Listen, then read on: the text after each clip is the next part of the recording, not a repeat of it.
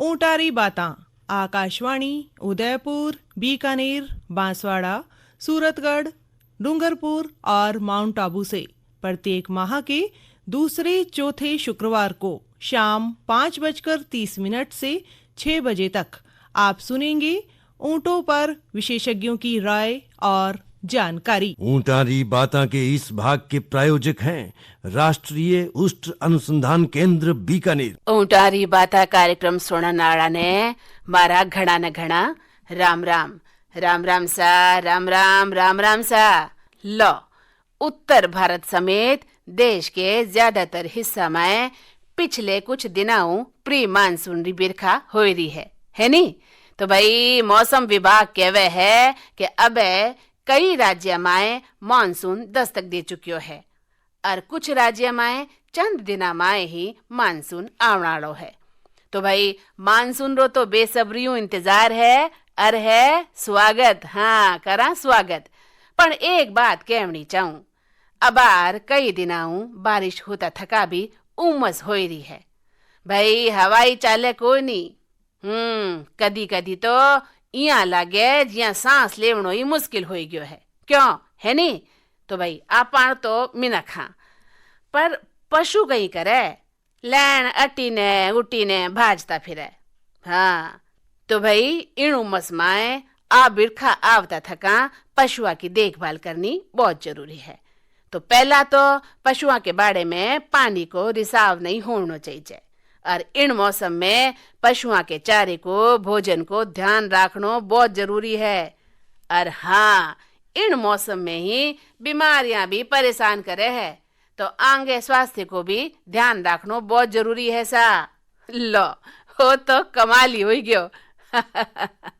आप सोच रहे वेला कहीं कमाल भाई, देखो आज ऊंटा की बाता में आपाड़ी मैं तो बात रू विषय भी ओई जाए कि ऊंटा में बारिश के मौसम में होने वाली प्रमुख बीमारियां, लक्षण और उपचार है नी कमाल री बात। तो भाई यह है कि समसामयिक विषय पर तो मैं लोग बात कर रही हाँ। तो बिरखा रो मौसम है और बिरखा री ही बात हो जावे तो इन्हें कहवे है सोने पे सुहागो। लो सा स्टूडियो में तो पधार गया भाई आदर जोग डॉक्टर काशीनाथ जी। आप हो वरिष्ठ चिकित्सा अधिकारी एनआरसीसी बीकानेर, तो भाई डॉक्टर साहब रो करा स्वागत। राम राम डॉक्टर साहब, राम राम राम राम राम राम किसान भाइयों राम राम। हाँ डॉक्टर साहब बहुत बहुत स्वागत है आप रो, डॉक्टर साहब बहुत बहुत स्वागत है सा। कहीं हाल चाल है डॉक्टर साहब? बढ़िया, आप लोग कैसे हैं किसान भाइयों? अभी बारिश हो रही है और ये अच्छा है, आपकी फसल की बिजाई का समय आ गया है। तो भाई देखो किसान के चेहरे में तो मुस्कान है डॉक्टर साहब? हाँ बिल्कुल। तो भाई मैं लोग भी बहुत अच्छा हाँ। और देखो डॉक्टर साहब एक तरफ तो मानसून री उड़ीक है नी, और दूजी ओर आज चिंता है कि आपने ऊँटा में आपने पशुआ में इन मौसम में कई बीमारियां जन्म ले लेवे है डॉक्टर साहब। हाँ जी बिल्कुल सही। तो भाई माने ओ बतावो कि ऊँटा में और अन्य पशुओं में कौन कौन सी बीमारियों की संभावना इन मौसम में ज्यादा हुए डॉक्टर साहब? पशुपालक भाइयों मैं बताना चाहूँगा कि ये बारिश की मौसम का तो इंतजार हमें बहुत रहता है। बिना बारिश के तो कुछ हम सोच ही नहीं सकते। हम किसान भाइयों के लिए बारिश तो बिल्कुल सोने जैसा है। बिल्कुल डॉक्टर साहब। लेकिन इस बरसात के मौसम में कई परेशानियां भी होती हैं। हम पशुपालक भाइयों के लिए अभी मच्छर मक्खी ज़्यादा हो जाती है। कई बार बारिश की वजह से हमारा जो चारा हम जहाँ रखते हैं ये भीग जाता है। तो ये इन सभी कई कारणों से बीमारियां पशुओं में इस बरसात के मौसम में काफ़ी देखने को मिलती हैं। हाँ डॉक्टर साहब, तो भाई कौन कौन सी बीमारियां हुए डॉक्टर साहब? पशुपालक भाइयों इस मौसम में जो प्रमुख बीमारियां हैं ऊँटों में, सबसे पहला तो है तिबरसा, जिसे कि सर्रा और गलतिया भी कहते हैं। अच्छा। दूसरी प्रमुख बीमारी है मेंज, या इसको आप अपने लोकल लैंग्वेज में जैसे खाज खुजली बोलते हैं। तीसरी बीमारी जो मुख्य बीमारी है ऊँटों की या अन्य और पशुओं की, ये है माता, इसको कैमल पॉक्स भी बोलते हैं, माता रोग बोलते हैं। हाँ डॉक्टर साहब। चौथी बीमारी है पशुपालक भाइयों मुमड़ी। ये मुंह में ही होती है, ये भी एक विषाणु जनित रोग है। और जो पांचवी बीमारी मुख्य बीमारी है गला घोंटू, जो कि हमारे ऊँटों के अलावा गाय भैंसों में तो ये इस मौसम में सबसे ज्यादा ये बीमारी होती है। अच्छा। और अगली जो बीमारी, मुख्य बीमारी है, वो डायरिया, जिसे दस्त लगना भी कहते हैं। ये हमारे बड़े पशुओं में तो होती ही है, छोटे काफ जो बछड़े होते हैं इनमें ये बीमारी इस मौसम में बहुत परेशान करती है पशुपालक भाई। डॉक्टर साहब बहुत ही मैं तो बात आप बताई कि इस बरसात के मौसम में पशुओं में और ऊँटा में बहुत सारी बीमारियां परेशान करें। देखो सर डॉक्टर साहब, मिनख भी परेशान है इन उमस में और बरसात के मौसम में, माने भी कई तरह की बीमारियां हो जावे, तो ए तो पशु है डॉक्टर साहब। जी बिल्कुल। तो आपा बारी बारी हूँ ए बीमारियां के बारे में जानकारी लेवा। हाँ। क्यों डॉक्टर साहब? हाँ। तो भाई आप बताइए कि सबसे बड़ी बीमारी है तिवर्सा, जिनने की आपा सर्रा रोग के वहाँ। हाँ। तो भैया सर्रा किस प्रकार की बीमारी है डॉक्टर साहब, और ये कई कई लक्षण है? पशुपालक भाइयों, ये ऊँटों की एक प्रमुख बीमारी है। वैसे तो ये अन्य पशु जैसे कि गाय भैंसों में भी सर्रा बीमारी काफ़ी इस मौसम में देखने को मिलती है। ये जो है बीमारी, इसे तिवर्सा इसलिए कहते हैं कि ये कई दिनों तक लगातार 3 वर्षों तक बीमारी चलती है, इसलिए इसको तिवर्सा बीमारी कहते हैं। अच्छा। यह एक जो है ये अपने पशुओं के खून में एक जीवाणु होता है जिसे हीमोप्रोटोजोवन बोलते हैं। खून में ये परजीवी होता है, उनसे होता है। और ये एक पशु से दूसरे पशु में ये मक्खियों, जैसे कि स्टोमोक्सिस हो गया, टेबनस हो गया, ये मक्खियों के प्रकार हैं। ये इनके काटने से एक पशु से दूसरे पशु में फैलता है। अच्छा। हाँ। अच्छा। तो ये परजीवीय रोग है और ये खून में रहता है, जिसकी वजह से क्या होता है कि ये पशु का जो खून है वो खराब होता है और धीरे धीरे पशु में खून की कमी होती जाती है, पशु कमजोर होता जाता है। तो भाई डॉक्टर साहब, आप रे केवल ओइज मतलब है कि जो सर्रा बीमारी है बा फैले तो भाई एक पशु से दूसरे पशु में आप फैल जावे। मक्खियों के काटने से फैलता है। ओहो, तो बहुत और मक्खियों की संख्या इस बरसात के मौसम में आप तो देख ही रहे हैं, बहुत काफी ज्यादा बढ़ हो जाती है। बहुत ज्यादा घर में देखो मक्खियां हो जाती है। बात तो डॉक्टर साहब, इरो उपचार और बचाव के बारे में मैं आप लोगों से जानना चाहवा। पशुपालक भाइयों, मैंने जैसा बताया आपको कि ये जो बीमारी है ये मुख्यतः मक्खियों के काटने से ही एक पशु से दूसरे पशु में फैलती है। यदि हमारा पशु को कभी कभी बुखार आ रहा है, कभी या कम खाना पीना कर रहा है, तो हमें इसको तो तुरंत पशु चिकित्सक की सलाह लेनी चाहिए कि कहीं इसको ये सर्रा बीमारी तो नहीं है। सर्रा बीमारी का जो प्रमुख लक्षण है, इसमें क्या होता है कि बुखार कभी आएगी कभी नहीं आएगी, पशु बिल्कुल कभी ठीक हो जाएगा और कभी तेज बुखार आ जाएगा। धीरे धीरे हमारा जो पशु है कमजोर होता जाता है। यदि हम इसका उपचार नहीं कराएं तो ये जानवर की मृत्यु भी हो सकती है। अच्छा। तो हमें यदि लग रहा है कि हमारा पशु यदि पहले की अपेक्षा यदि चारा कम खा रहा है और कभी कभी बुखार भी आ रहा है उसको, तो तुरंत हमें पशु चिकित्सक की सलाह से इसके टीके लगवाने चाहिए। इसके बचाव के लिए तो टीका अभी डेवलप नहीं हुआ है, अभी हमारा रिसर्च चल रहा है इस पे टीका डेवलप करने की। लेकिन रसायन रोग निरोध, जैसे कि एक हम दवा लगाते हैं क्यूनापारामिन सल्फेट एंड क्लोराइड आती है, तो इसको लगाने से पशु चिकित्सक की सलाह से इसको लगाना चाहिए। इसको लगाने से यदि बीमार पशु है वो तो ठीक हो जाएगा, और बीमार नहीं है तो भी हमें ये जो दवा है ये 2 महीने तक इस बीमारी को नहीं होने से बचाती है। तो पशुपालक भाइयों, हमारी ये सलाह रहेगी आपको कि ये बरसात अब शुरू हो गई है, यदि आप चाहें तो इस टीके को पशु चिकित्सक की सलाह से आप लगा लें कि इस मौसम में अभी मक्खियों की संख्या बहुत ज़्यादा है, तो अभी आप लगा लेंगे तो ये 2 महीने तक जो है हमें इस बीमारी से ये टीका हमें बचाव करेगी। हाँ, तो ये यदि हम इस टीका को लगा लेते हैं तो ये इस बीमारी की होने की संभावना काफ़ी कम हो जाए है। वाह डॉक्टर साहब, बहुत ही मैं तो बात बताई कि भाई ओ सर्रा रोग कीकर हुए और इरा कई लक्षण है और आपा किया बच सका। हाँ, एक बात कहूँ डॉक्टर साहब, ए मक्खियाँ इतनी खतरनाक हुए, काफी खतरनाक होती हैं ये इस बीमारी के लिए। तो हाँ, ये एक पशु से दूसरे पशु में फैलने की यही एक वजह है। तो किसान भाइयों, हमें यदि आप मक्खियों का भी कुछ कंट्रोल कर सकें, अपने जहाँ पशु रखते हैं उसको साफ सुथरा रखें, तो मक्खियाँ वहाँ पे ज्यादा ना हों, तो भी आप इस बीमारी से अपने पशु को बचा सकते। तो भैया मक्खियाँ तो जिन्हें आप गंदगी रो कारण तो माना हा, पर एक काट बीमारी ने आगे फैलावे। आप बात बहुत पतेरी कही डॉक्टर साहब। तो डॉक्टर साहब, अबे आप बात करा खाज खुजली आप कहो कि इन्हें मेंज कहवे। तो भाई कई है वो मेंज और खाज खुजली किस प्रकार की बीमारी होवे डॉक्टर साहब, क्योंकि एक आम समस्या है मिनखा में भी, पशुओं में भी, ऊँटा में भी। तो एर बचाव की कर सका हाँ और उपचार आपा कठे कर सका हाँ। किसान भाइयों, वैसे तो मेंज और ये जो खाज खुजली है ये लगभग सारे मौसम में होता है, लेकिन ठंड और नमी वाले मौसम में ये इसकी जो फैलाव है बहुत ज़्यादा होती है। यह एक परजीवीय बीमारी है जो कि चमड़ी के अंदर रहता है। इसको कहते हैं सार्कोप्टिस। सार्कोप्टिस स्केबियाई। यह एक परजीवी है जो कि पशु के चमड़े के अंदर रहता है। अच्छा। और ये नमी जब होगी, बहुत ज़्यादा ह्यूमिड इन्वायरमेंट होगा, तो ये इनका जो है रिप्रोडक्शन बहुत ज़्यादा तेजी से फैलते हैं ये। और ये पूरे शरीर में फैल जाते हैं।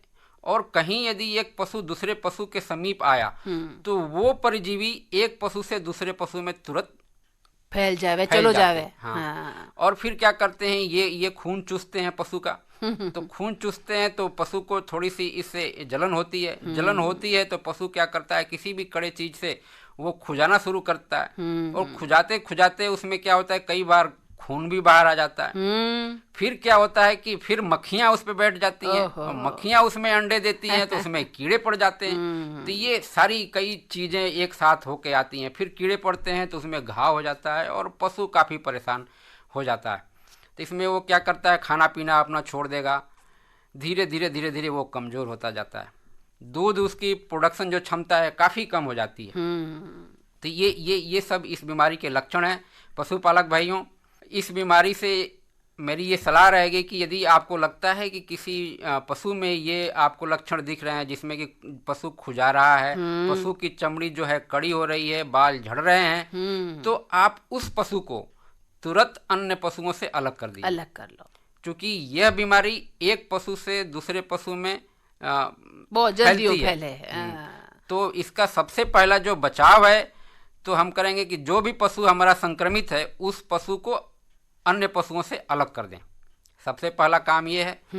और फिर हमारी बात उपचार की आती है। पहले तो हमें इस बीमारी को फैलाव से रोकना है। हाँ। दूसरा, फिर जब उपचार करना है तो हम इसको अपने घरेलू उपचार से भी ठीक कर सकते हैं। वैसे तो टीके भी लगा सकते हैं। हाँ। लेकिन मैं आपको घरेलू उपचार बताता हूँ।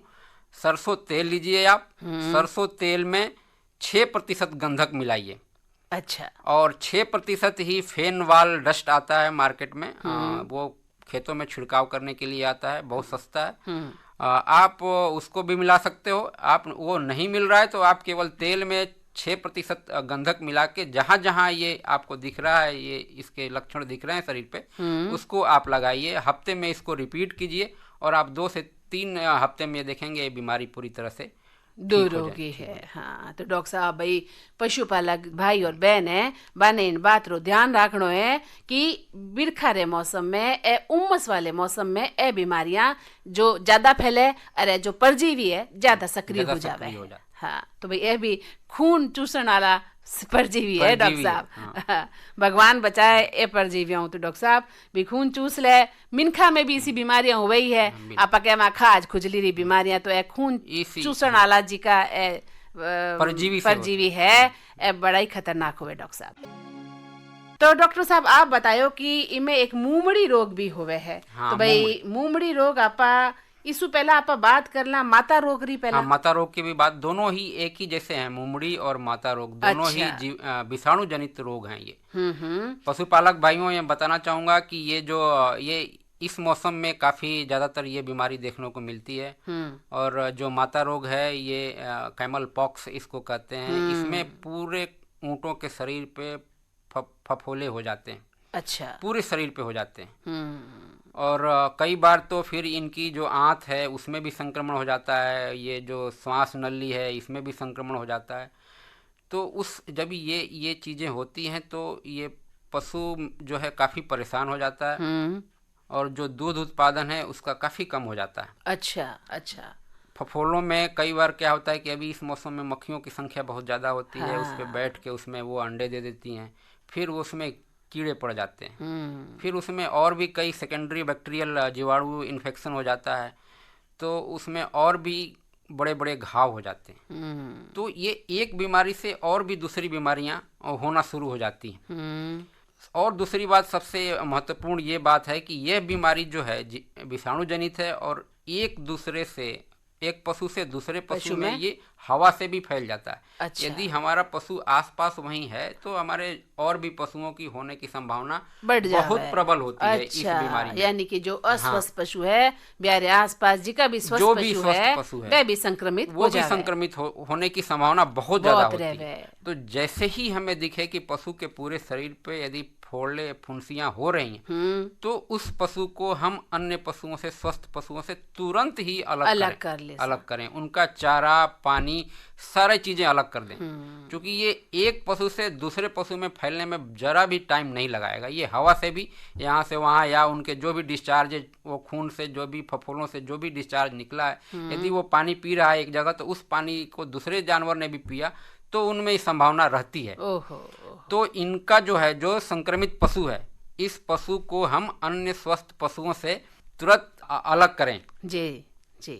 तो भाई माता रोग और मुमड़ी रोग दोनों के बारे में आप बता रहे हो। हाँ, कि ये दोनों रोग एक जैसा ही है। एक जैसा ही है। माता रोग में पूरे शरीर पे फफोले होते हैं। अच्छा। और मुमड़ी रोग में केवल मुंह, गलफड़ के आसपास जीभ और होठों पे ये फोले होते हैं। अच्छा, वो अंतर है। कि माता रोग हो जावे जिन्हें कि आप कैमल पॉक्स के वहाँ, तो पूरे शरीर में फोड़ा ही फोड़ा हो जावे, और वहाँ में पस भर जावे, और आप कहो कि भी में कीड़ा भी पड़ जावे। और बात है मुमड़ी रोग की, तो वो मुंह के आसपास होने वाला एक रोग है। एक, हाँ, ये केवल, ये भी विषाणु जनित ही है। और ये पूरे मुंह वाले क्षेत्र में ही, होठ पे और जीभ पे और गले में, ये इनके जो फोड़े वो हो जाते हैं। तो डॉक्टर साहब, मुमड़ी रोग हो जावे तो पशु आपारो चारो वो क्या खावे बचे? यही मैं पशुपालक भाइयों बताना चाहूंगा कि ये जो बीमारी है बहुत खतरनाक बीमारी है। क्योंकि होती है, तो पशु जो है बिल्कुल ही चारा पानी खाना बंद कर देता है। मुंह में इतनी सूजन आ जाती है, कई बार तो वो जीभ बाहर आ जाती है और आंखें बंद हो जाती हैं। इतनी सूजन काफी ज्यादा होती है। और ये भी, जैसा मैं माता रोग के बारे में बताया, ये भी वैसा ही है। ये एक पशु से दूसरे पशु में भी तुरंत फैलता है। तो जो भी हमारा संक्रमित पशु है उसको अलग करना है। अब इलाज की बात आई कि हम इसकी बचाव तो करेंगे कि संक्रमित पशु को तुरंत हमें अन्य पशुओं से अलग करना है। और उपचार की बात आई तो उपचार में, ये विषाणु जनित रोग है, ये 5 से 7 दिन में अपने आप ठीक होता है। ठीक है सर। लेकिन कई बार क्या होता है कि जो फोड़े हुए हैं उसमें बैक्टीरियल जीवाणुओं संक्रमण हो जाने के कारण इसमें कई बार घाव और मवाद हो जाता है। कई बार मक्खियां बैठ गई तो उसमें कीड़े भी पड़ जाते हैं। तो पशु की हालत थोड़ी खराब हो जाती है। तो उसके बचाव के लिए हमें क्या करना है, 1% PP, जो पोटेशियम परमैंगनेट बोलते हैं, लाल दवा जिसको बोलते हैं, उसके सॉल्यूशन से घाव को पूरी अच्छी तरह से धोना है। हाँ सर। और उसके ऊपर कोई भी एंटीसेप्टिक मलहम आप लगाइए। ठीक है, ठीक है। ये बोरोग्लिसरीन एक सॉल्यूशन आता है, पेस्ट आता है, वो उसको भी आप लगाएंगे जहाँ जहाँ उसके मुंह में यदि फोड़े हुए हैं। तो आपको ग्लिसरीन में बोरिक एसिड का पाउडर मिला के 2% मिला के आप उसको लगाइए। वो 4 से 5 दिन में अपने आप ठीक हो जाएगा। यदि आपको लगता है कि ये ठीक नहीं हो रहा है तो आपको तुरंत पशु चिकित्सक की सलाह लेनी चाहिए। बहुत जरूरी है। तो डॉक्टर साहब, एक बात हमारे दिमाग में आई कि आपा जिन पशु री देखभाल करा, मेरे स्वास्थ्य की देखभाल करा, तो ए बीमारियां मिनखा में भी आ जावे। हाँ बिल्कुल। हाँ, तो क्या ध्यान रखे मिनक भाई? मारे खने एक ऊँट है और मैंने तो ऊँट ही देखभाल करनी है, क्योंकि मेरे फोड़ा फुंसी हो गया है, मेरे मुंबड़ी रोग हो गयो है, माता रोग हो गयो है, या बिने खाज खुजली री शिकायत होगी है, या बिने सर्रा रोग हो गयो है। अब मैं प्राथमिक उपचार करूं तो मैंने कई बातों को ध्यान रखना चाहिए। पशुपालक भाइयों, ये जो बीमारी में बताया, जैसे कि खुजली है, ये खुजली पशुओं से हमारे अपने में भी हो सकती है। आप बात पते ये सर्रा भी बीमारी, ये प्रोटोजोन डिजीज है, हीमोप्रोटोजोन, ये भी हमें में फैल सकता है। तो ये फिर ये पॉक्स, कैमल पॉक्स जो है, ये भी है कि अपने मनुष्यों में अपने संक्रमित पशु से फैलने के इसके भी चांस हो सके हैं। और वो हैं, अपने रिपोर्टेड हैं कि ये ह्यूमन में भी फैलता है, ये जेनेटिक डिजीजेज हैं। तो हम यदि अपने पशु को ध्यान रखते हैं तो हमें अपना भी ध्यान रखना है। यदि आप किसी पशु को ऐसे इलाज उपचार कर रहे हो, इनके घावों को अच्छे से धो रहे हो, तो धोने के बाद ये पहले आपको अपने या तो ग्लव्स पहन लो, दस्ताना पहन लो, काम करना है। या फिर आप यदि ये इलाज उपचार या करके आ रहे हो तो अपने हाथ और पैरों को अच्छी तरह से आप धो लें। धो लेना। हाँ, तो किसी एंटीसेप्टिक साबुन हाथ ने आपने धो लेवणो है डॉक्टर साहब। तो भाई डॉक्टर साहब, ऊँटा की बात में जो विषय हो कि ऊँटा में बारिश के मौसम में होने वाली बीमारियां, बचाव और उपचार, बहुत ही महत्व विषय पर आज आप बात की। तो आज मेहमान आ डॉक्टर काशीनाथ जी, वरिष्ठ चिकित्सक, एनआरसीसी बीकानेर। तो डॉक्टर साहब, आपने तो घणे मानसू धन्यवाद देवा और राम राम करा डॉक्टर साहब। धन्यवाद पशुपालक भाइयों, राम राम। तो भाई देखो, एक जानकारी और दे दूं कि ऊँटा की आप बात तो रोजिना करा हाँ ऊँटा की बात कार्यक्रम में, पर ऊँटा के बारे में, बाकी के नस्ला के बारे में भी आज थोड़ी बात आपा कर लिया। क्यों कर लिया? हाँ भाई देखो, ऊँटा में 2 तरह की नस्लियां हुए। जे 2 कुबड़ वाला ऊँट यानी बैक्ट्रियन कहवे है, और ए ठंडा प्रदेश में पाया जावे है। भारत में ए लेह और लद्दाख में मिले है। तो आरी संख्या री बात आपा करा तो भाई पतो चलियो कि लगभग 300 के आसपास आगे संख्या है।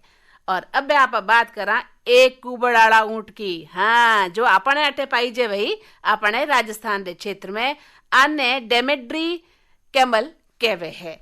और देखो सा, यहाँ मुख्यतः 4 प्रजातियां राजस्थान में पाई जावे है। यहाँ तो 9 प्रजातियां हुए है, पर मुख्यतः 4 प्रजातियां अपने राजस्थान में पाई जावे है। पहली बीकानेरी नस्ल है नी, जिन्हें की आप कहवा भार ढोण वाला ऊँट, जो कि रेगिस्तान में सफर करे है। और एक नस्ल है जैसलमेरी नस्ल। ए भाई अंतरराष्ट्रीय उष्ट सम्मेलन में, पर्यटन जितना भी हुए में, रेस वगैरह में काम आवे ए ऊँट, आने यहाँ ही तैयार कियो जावे। समझ गया के? हाँ, तो अब मैं बात करूं मेवाड़ी नस्ल की। ए मेवाड़ क्षेत्र में पाया जावे है, मेवाड़ी क्षेत्र में पाया जावे है। और इन ऊँटा की खासियत होवे दूध रे उत्पादन में ज्यादा आप रो योगदान देवणो, यानी बहुत सारो दूध ए ऊँट देवे है। तो अबे बात आपा करा कच्छी नस्ल री। ए नस्ला गुजरात में मिले है सा। तो ए नस्लिया में भी आई खूबी है कि ए भी दूध री जो मात्रा है, दूध रो जो उत्पादन है, ज्यादा करे है। तो भाई देखो, ए ही रोचक जानकारी। और अब प्रोग्राम रो वक्त पूरो होयो सा। इन कार्यक्रम रा संयोजक हा जेपी मीणा, प्रस्तुतकर्ता ही मीनाक्षी मलिक, तकनीकी प्रमुख हा नरेश प्रभाकर, तकनीकी सहयोगी हा योगेश्वर पारिक और मैं ही मंदाकिनी जोशी। तो अब आज्ञा देड़ाओ, फेरू मिलाला। राम राम सा, राम राम, राम ही राम।